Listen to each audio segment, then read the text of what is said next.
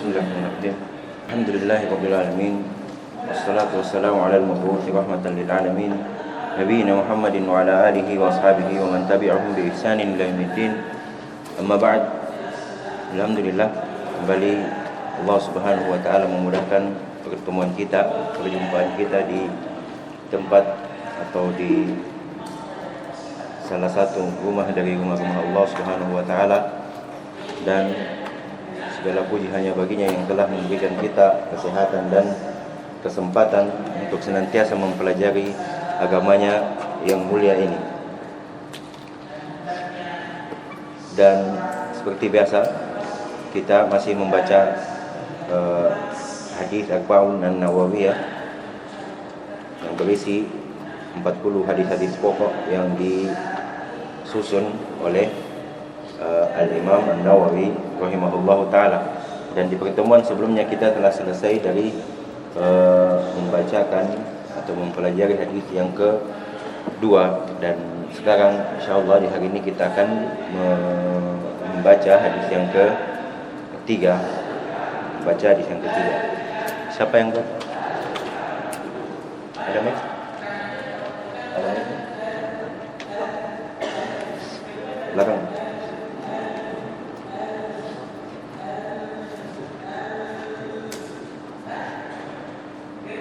قال الإمام أبو زكريا يحيى بن شرف النووي رحمه الله الحديث الثالث عن أبي عبد الرحمن عبد الله بن عمر بن الخطاب رضي الله عنهما قال سمعت رسول الله صلى الله عليه وسلم يقول بني الإسلام على خمس شهادة أن لا إله إلا الله وأن محمدا عبده ورسوله وإقام الصلاة وإيتاء الزكاة وحج البيت وصوم رمضان رواه البخاري ومسلم. Siapa lagi tadi? Di bagian belakang. Satu. Al-Habib al-Khamis Al-Rahman Abdullah bin Umar radhiyallahu anhu sami'tu Rasulullah sallallahu alaihi wasallam yaqul bunya Islam ala khamsin syahadatu an la ilaha illallah wa anna Muhammadar Rasulullah wa iqamis shalah wa ita'iz zakah wa hajjil bait wa shaum Ramadan. Satu lagi. Nabi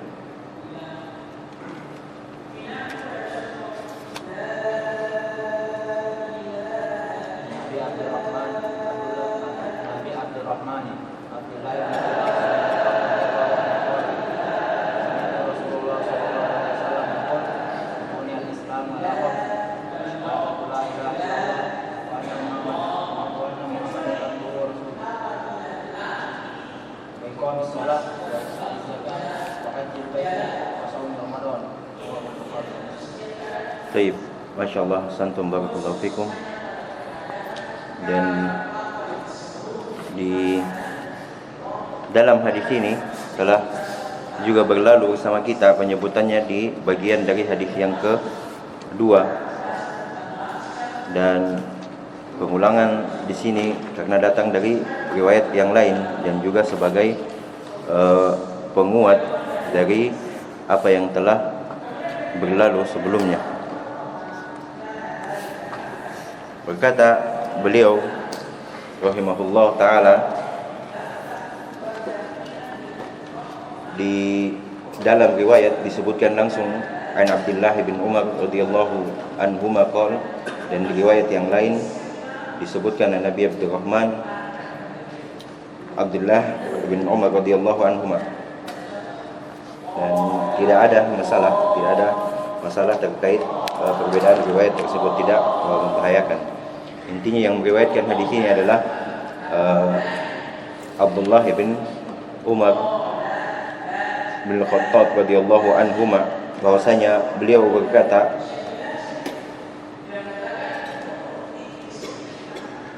di riwayat yang lain juga beliau berkata sami'tu Rasulullah sallallahu alaihi wasallam, dan di riwayat yang lain tidak terdapat ucapan sami'tu, langsung saja, maka sama tidak juga menjadi masalah karena yang mengucapkan ini adalah seorang sahabat.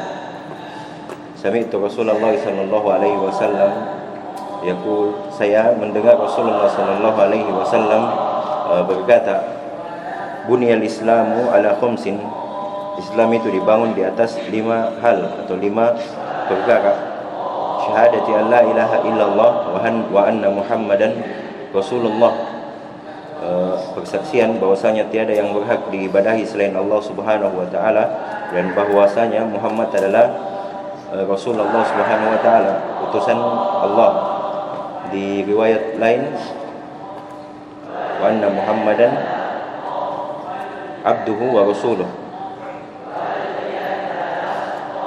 bahwasanya Muhammad adalah hamba Allah dan Rasulnya. Kemudian selanjutnya wa iqamis shalah, mendirikan salat, ya, perkara kedua yang Islam dibangun di atasnya. Wa ita'iz zakat, perkara yang ketiga. Wal hajj, wa shaum yang keempat. Wa shaumi Ramadan yang kelima. Maka 5 hal ini menjadi bunyal Islam ala khamsin. 5 hal ini dibangun di atasnya Islam. Secara ringkas dapat kita katakan bahwa kelima hal ini adalah pondasi dalam Islam.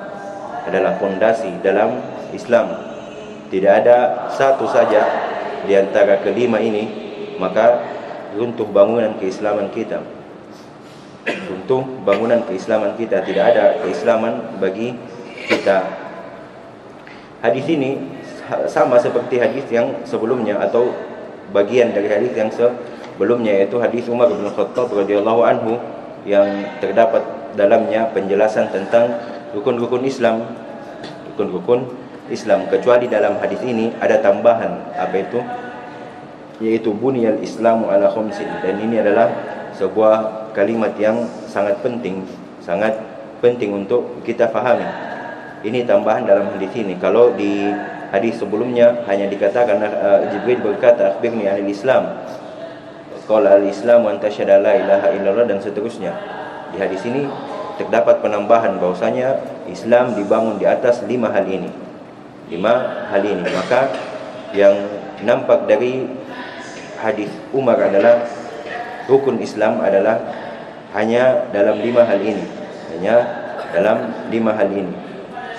Akan tetapi tidak seperti itu difahami, bahwasanya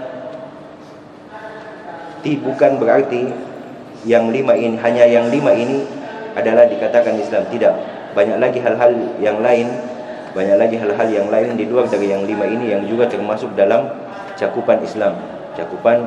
Bukan dipahami bahwasanya 5 hal ini adalah semua Islam, semua tentang Islam masuk padanya. Tidak, ada hal-hal lain lagi yang di luar daripada itu. Akan tetapi kelima ini adalah rukunnya. Dan di atas 5 hal ini dibangun keislaman. Islam ada banyak, ada amalan-amalan soleh yang lain yang tidak disebutkan dalam hal ini. Ada kewajiban-kewajiban, ada banyak beragam ketaatan, ada sunnah-sunnah, ada perintah untuk meninggalkan maksiat. Semua itu adalah Islam. Semua itu adalah termasuk bagian dari Islam, walaupun tidak disebutkan di dalam hadis ini. Di antaranya adalah ucapan Rasulullah sallallahu alaihi wasallam, al-muslim man salima al-muslimuna min lisanihi wa yadihi. Muslim itu adalah siapa yang kaum muslimun selamat dari gangguan lisan dan tangannya. Ini juga termasuk di dalam keislaman, walaupun tidak disebutkan dalam 5 hal yang ada dalam hadis yang kita baca hari ini. Jadi jangan dipahami bahwasanya kelima hal ini adalah semua Islam telah mencakup di dalamnya, semua tentang keislaman telah mencakup di dalamnya. Tidak, tapi sekali lagi ini adalah rukunnya.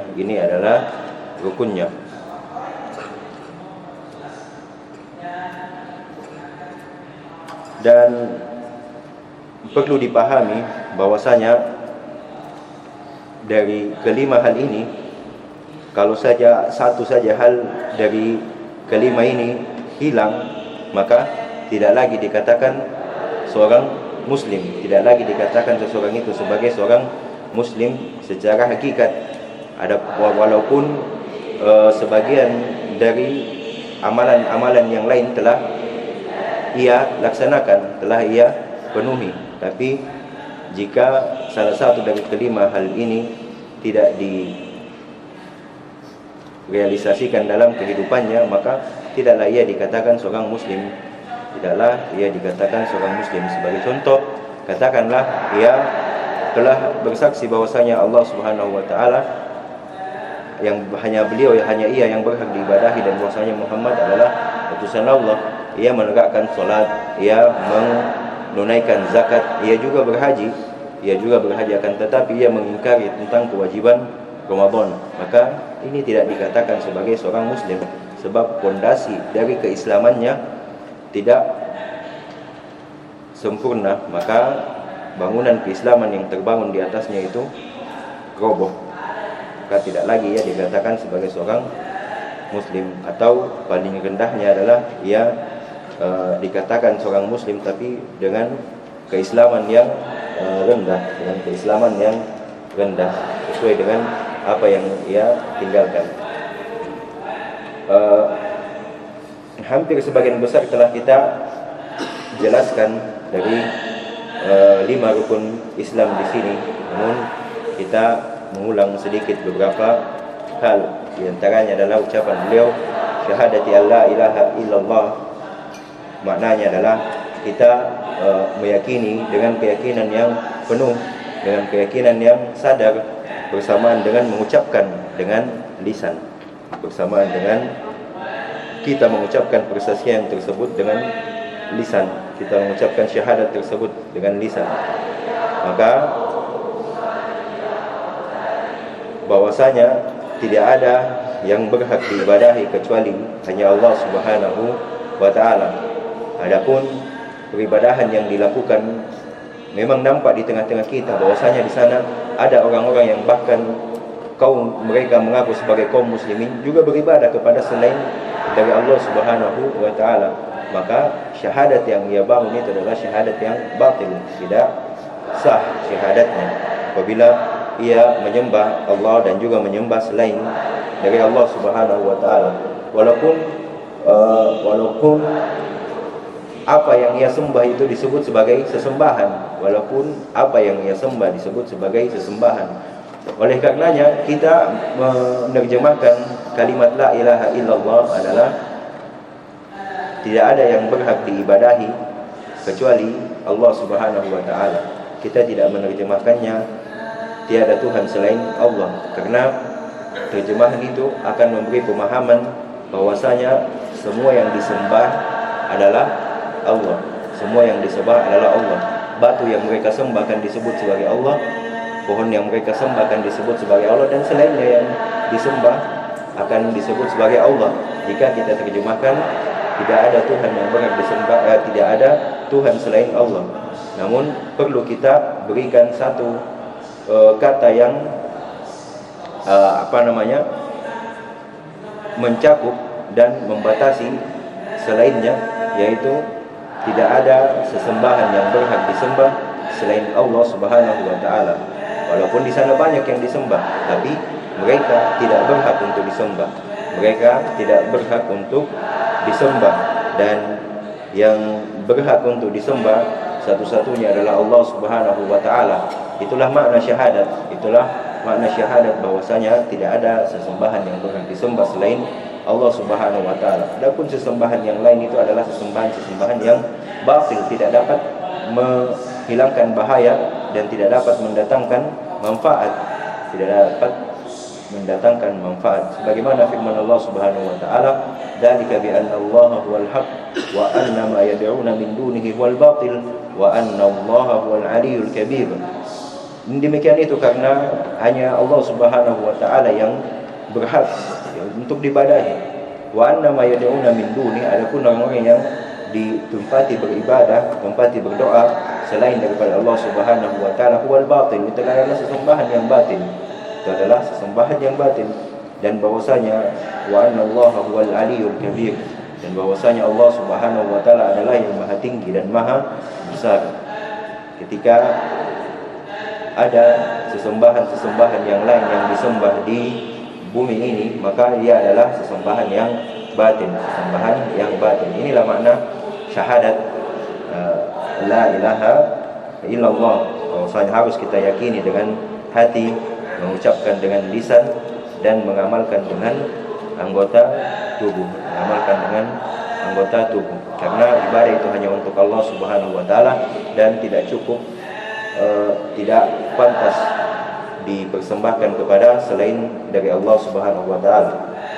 Dan tidak cukup seseorang itu hanya meyakini bahwasanya ibadah hanya hak Allah Subhanahu wa taala, tidak cukup dengan keyakinan, akan tetapi ia harus meyakini bahwasanya semua yang diibadahi selain Allah adalah sesembahan yang batil. Jangan sampai ada seseorang yang ia telah dia hanya beribadah kepada Allah Subhanahu wa taala, tapi sesembahan di luar yang disembah ia tidak ingkari. Ia berkata bahwasanya semua orang berhak untuk beribadah kepada siapa saja. Subhanallah, maha suci Allah atas hal ucapan tersebut. Tidak pantas seorang muslim, terlebih lagi penuntut ilmu, memberi toleransi dengan toleransi yang fatal seperti itu. Itu bukan toleransi namanya, itu menggadaikan, menjual agamanya. Bagaimana mungkin seseorang yang telah berkata la ilaha illallah, tidak ada Tuhan yang berhak disembah selain Allah Subhanahu wa taala, namun bersamaan dengan itu ia tidak mengingkari apa yang disembah selain daripada Allah Subhanahu wa taala. Maka yang penting untuk dipahami bahwasanya kita harus beribadah kepada Allah Subhanahu wa taala semata, kan hanya Ia yang berhak untuk diibadahi, bersamaan dengan kita mengingkari segala hal yang diibadahi selain daripada Allah Subhanahu wa taala. Mengapa? Karena hal ini dalam la ilaha illallah itu ada penafian dan penetapan. Jadi ketika kita telah menetapkan bahwasanya hanya Allah Subhanahu wa taala yang berhak diibadahi, maka wajib kita menafikan segala sesuatu yang diibadahi selain daripada Allah Subhanahu wa taala. Walaupun bukan kita yang beribadah kepada mereka, walaupun orang lain yang beribadah kepada mereka, wajib kita nafikan itu. Karena la ilaha illallah adalah penafian. Dinafikan dulu segala sesuatu yang diibadahi, kemudian datang penetapan illallah, hanya Allah Subhanahu wa taala. Jadi tidak ada yang berhak diibadahi selain daripada Allah Subhanahu wa taala, dan hukumnya adalah wajib kita menafikan dan menetapkan hanya Allah Subhanahu wa taala yang berhak diibadahi. Kemudian selanjutnya wa anna Muhammadan Rasulullah. Ini tak kalah pentingnya, ini adalah satu kesatuan, satu rukun. Mempersaksikan bahwasanya tidak ada yang berhak diibadahi selain Allah Subhanahu wa taala, dan sekaligus kita mempersaksikan bahwasanya Muhammad adalah utusan Allah. Tidak cukup untuk kita hanya bersyahadat saja. Tidak cukup hanya sekedar bersyahadat saja, tapi harus juga kita meyakini dengan risalah yang dibawa oleh Muhammad sallallahu alaihi wasallam.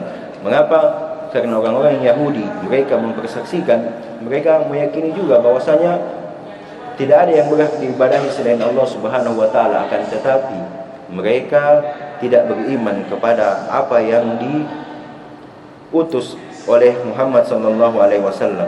Mereka tidak beriman kepada apa yang dibawa oleh Muhammad sallallahu alaihi wasallam.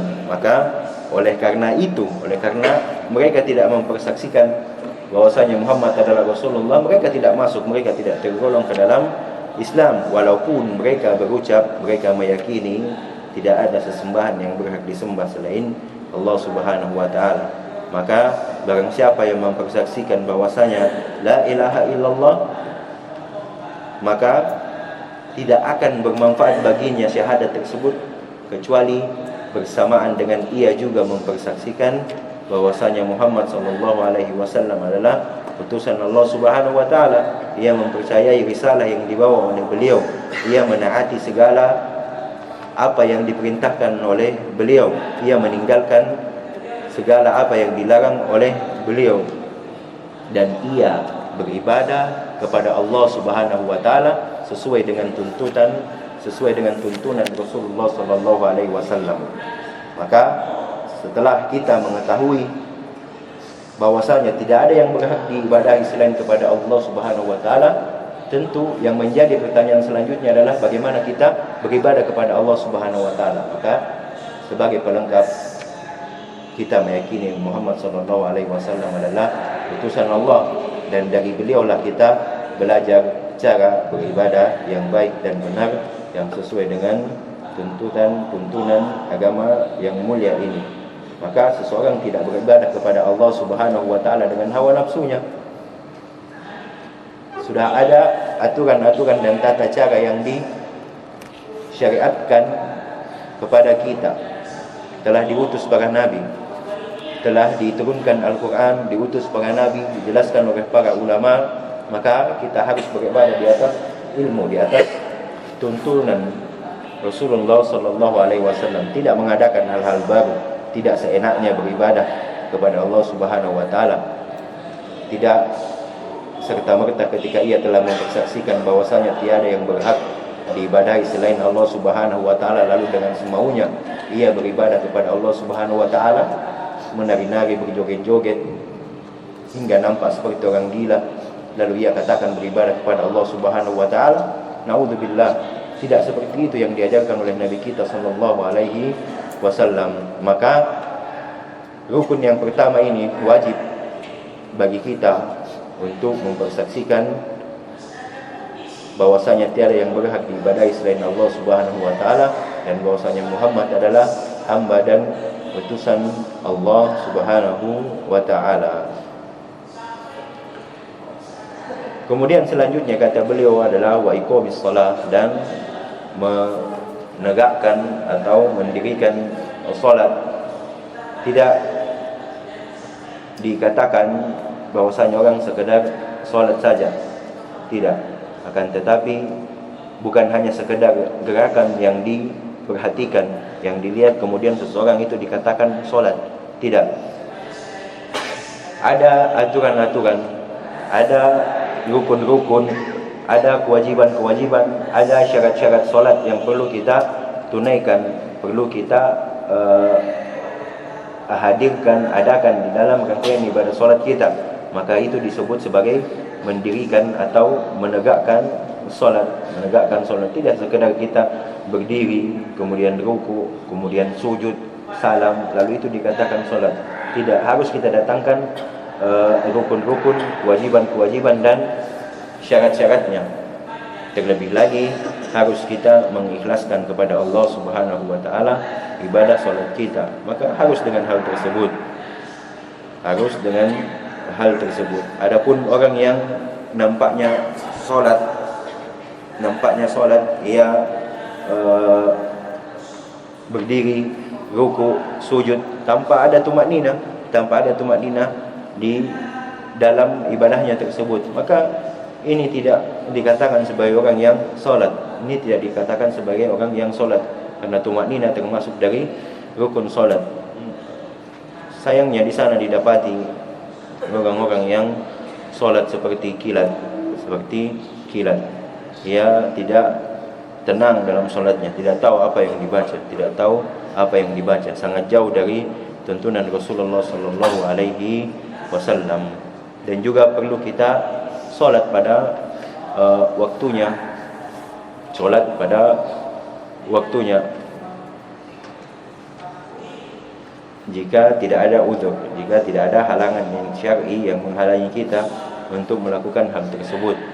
Dan juga tentunya kita harus wajib melaksanakan solat berjamaah. Jika tidak dipenuhi hal tersebut, ia solat tidak pada waktunya, maka tidak dikatakan ia telah menegakkan solat, tidak dikatakan bahwasanya ia telah menegakkan solat. Karena Allah Subhanahu wa taala berfirman, "Inna sholata kanat 'alal mu'minina kitaban mauquta", bahwasanya solat bagi kaum mukminin itu telah tertulis, telah ditetapkan waktu-waktunya, Maka Allah tidak menerima solat yang dilaksanakan di luar dari waktu yang telah ditentukan, tentu apabila tanpa adanya halangan tanpa adanya halangan. Jika ada halangan maka ini hal lain lagi.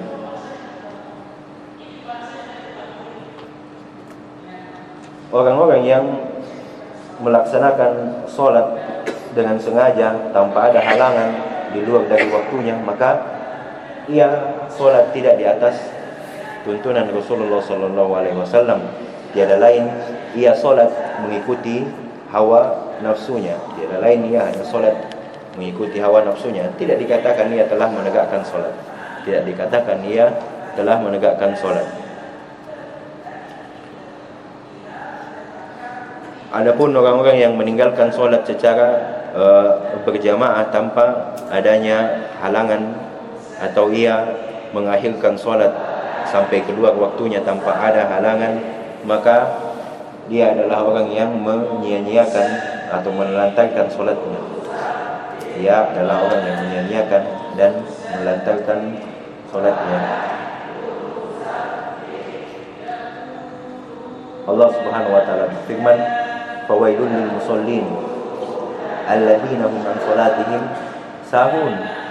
Bersamaan dengan disebutkan bahwasanya mereka adalah orang yang salat, lil musallin, mereka adalah orang yang salat, tapi ia diancam dengan kecelakaan. Fawail, celakalah orang yang salat. Tapi tetap dikatakan bahwasanya ia adalah orang yang salat, tapi ia diancam dengan kecelakaan. Siapa mereka? Alladzina hum an salatihim sahun, mereka yang lalai dari solat-solat mereka. Mereka tidak melaksanakannya di waktu yang telah ditetapkan. Bersamaan dengan mereka tetap dikatakan sebagai orang yang solat. Mereka tetap dikatakan sebagai orang yang solat, tapi mereka diancam dengan kecelakaan karena kelalaian mereka. Kelalaian dari solat ini bisa kita maknai bahwasanya melaksanakannya di luar dari waktu yang telah ditentukan tanpa adanya uzur, tanpa adanya halangan yang dimaafkan oleh syariat, maka sholat seperti ini tidak diterima. Sholat seperti ini tidak diterima. Adapun orang-orang yang meninggalkan sholat secara sengaja, menentang dengan sombong akan kewajiban sholat, makanya ia tinggalkan dengan sengaja, maka tidak diragukan lagi bahwasanya orang seperti ini adalah kafir. Orang seperti ini adalah kafir. Kenapa? Siapa yang bisa jawab?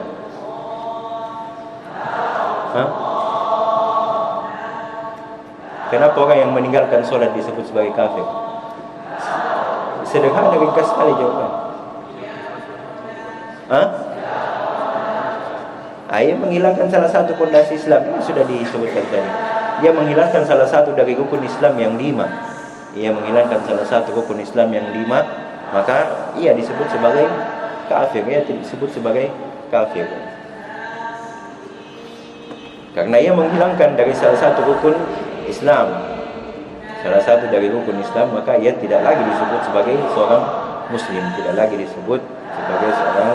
muslim, karena dari 5 hal ini adalah pondasi dan tiang dari agama ini. Jika satu saja tidak ada, maka rubuh bangunan keislaman. Tidak ada keislaman baginya. Maka perkara solat ini adalah perkara yang sangat agung, perkara yang sangat besar tentunya. Setelah kita mengucap 2 kalimat syahadat, kemudian kita diperintah untuk menegakkan solat, diperintah untuk menegakkan iqamah, disuruh tegakkan, mendatangkan semua rukun-rukunnya dengan sempurna, kewajiban dan syarat-syaratnya, bukan sekedar melaksanakan sebagaimana yang sudah kita sebutkan tadi, bukan sekedar melaksanakan, tapi butuh ditegakkan. Kemudian selanjutnya adalah kata beliau, wa ita'iz zakat, dan menunaikan zakat. Di antara fondasi dalam keislaman adalah kita menunaikan zakat, dan zakat ini digandingkan dengan solat, karena dia adalah sebuah hak yang wajib kita tunaikan dalam harta bagi orang yang memiliki harta, dan wajib kita tunaikan kepada orang miskin. Allah Subhanahu wa taala berfirman, wa fi amwalihim hakul lisaili wal mahrum, dan di dalam harta-harta kalian itu ada haknya orang-orang miskin yang as-sa'il wal mahrum, as-sa'il yang meminta, wal mahrum dan yang tidak meminta. Ada hak mereka di dalam harta-harta kita, dan adapun ketentuan-ketentuannya itu dipelajari di dalam ilmu fikih. Intinya harta yang kita miliki ada hak-hak orang miskin, dan subhanallah ini diantara bentuk kelembutan dan kesempurnaan Islam, bahwasanya dalam perkara zakat ini kalau kita tunaikan, semua orang menunaikannya, maka tidak akan lagi didapati ada orang yang kelaparan, insyaallah subhanahu wa ta'ala. Ketika memang ini ditunaikan sesuai dengan apa yang diperintahkan oleh Allah subhanahu wa ta'ala ini, maka insyaallah tidak ada lagi orang yang kelaparan, tidak ada lagi mungkin orang yang kekurangan, karena kita diperintah orang yang memiliki kelapangan harta untuk memberikan kepada orang, menunaikan hak mereka, memberikan hak mereka yang ada pada kita, dan ini langsung diperintahkan oleh Allah subhanahu wa ta'ala. Maka menunaikan zakat adalah wajib hukumnya, dan dia termasuk di antara rukun-rukun dari rukun Islam yang juga digandengkan dengan solat. Maka penggandengan ini menunjukkan akan penting dan besarnya pengaruh terhadap kita dan kaum muslimin. Adapun kembali lagi, orang yang menentang atau sombong tidak mau menunaikan zakat atau menentang akan kewajiban zakat, maka ia kafir, maka ia keluar dari Islam. Karena ia menentang salah satu rukun dari rukun-rukun Islam, tidak sempurna pondasinya. Karena Islam dibangun di atas hal tersebut. Kalau ia tidak ada, maka tidak ada Islam yang dibangun pada dirinya. Kalaupun misalkan ia ada seseorang yang meyakini tentang kewajiban akan zakat, tapi ia tidak mau mengeluarkannya karena pelit, maka pemerintah dalam hal ini wajib mengambilnya secara paksa. Tapi sekali lagi, ini adalah wewenang pemerintah, bukan wewenang perorangan, bukan wewenang lembaga atau organisasi masyarakat, tapi ini adalah wewenang dari pemerintah. Ketika ia telah meyakini bahwasanya wajib, namun ia enggan untuk menunaikan zakat, maka pemerintah boleh mengambil harta mereka secara paksa, karena ini adalah hak. Sebagaimana hutang, apabila seseorang enggan untuk membayarnya dan ia memiliki kemampuan, maka pemerintah boleh mengambil untuk menunaikan hutangnya. Sama hal tersebut. Maka zakat lebih utama daripada hutang tersebut, karena ia adalah termasuk dari hak Allah subhanahu wa ta'ala, dan Allah yang memerintahkan langsung dalam Al-Quran. Oleh karena itu, Khalifah pertama Abu Bakar As-Siddiq radhiyallahu anhu, beliau memerangi orang-orang yang enggan untuk menunaikan zakat. Maka karena dari hal tersebut, beliau memerangi orang-orang yang menahan zakat. Dipahami bahwasanya zakat ini adalah salah satu hal dan kewajiban yang sangat besar yang dibebankan kepada kita. Selanjutnya kata beliau adalah wasumi Ramadan, dan berpuasa di bulan Ramadan, dan ini adalah rukun yang keempat dari rukun-rukun Islam.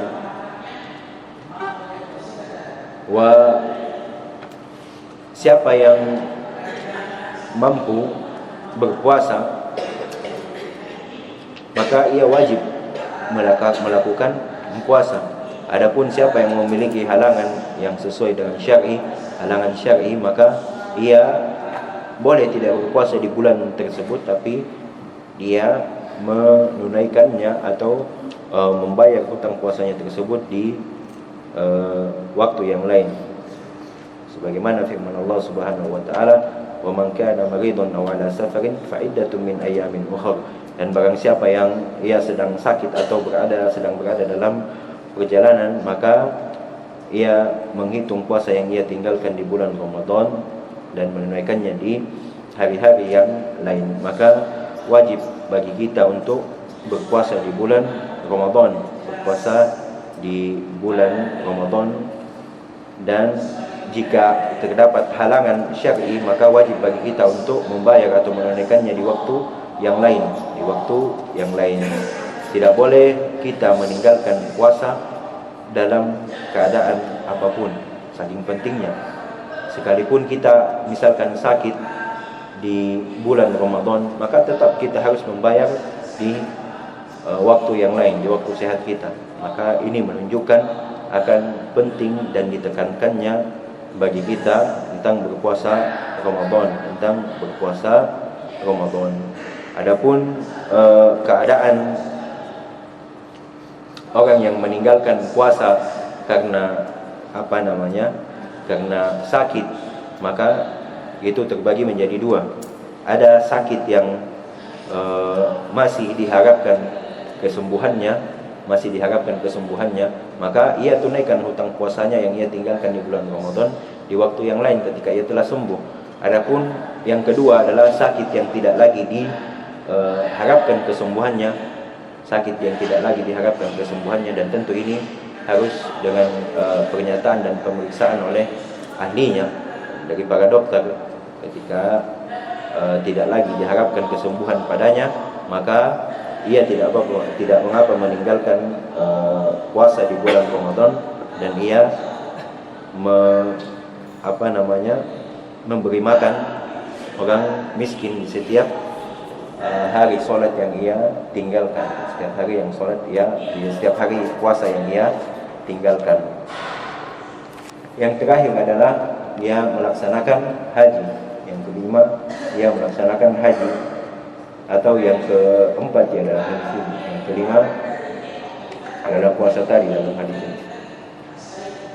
Dan itu tidak bertentangan antara riwayat yang menyebutkan puasa terlebih dahulu kemudian haji, dan riwayat yang menyebutkan haji dulu kemudian berpuasa. Intinya adalah kelima hal ini, ataukah puasa dan haji, siapapun yang didahulukan dari penyebutannya dalam hadis, maka ia tetap termasuk di dalam rukun dari rukun Islam.